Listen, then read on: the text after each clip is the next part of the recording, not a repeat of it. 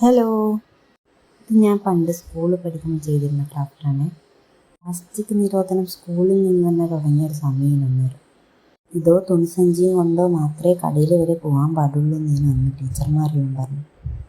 തേർഡൊക്കെ അത് തന്നെ, പക്ഷേ കുറച്ചുകൂടി ക്രിയേറ്റീവായിട്ട് വരിയും കുത്തൊക്കെ ഇട്ട് കൊടുത്തെന്ന് മാത്രം.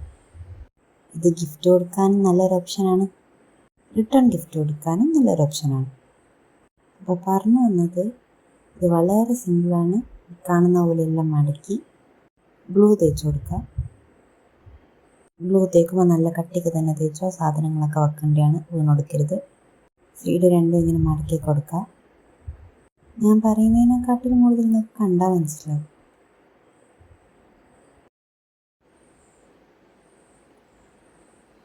ലെങ്ത്തൊക്കെ ഒന്ന് കട്ട് ചെയ്ത് കൊടുക്കുക.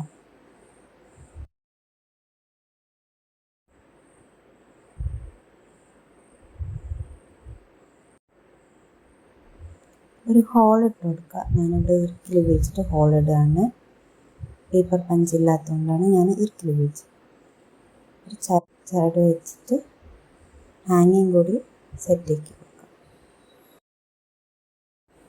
രണ്ട് സൈഡും അങ്ങനെ ഹാങ്ങിങ് സെറ്റാക്കുക.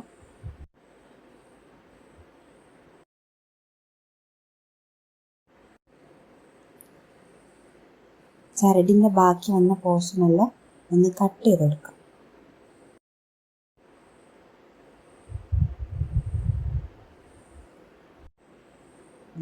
ഇത്രയേ ഉള്ളൂ.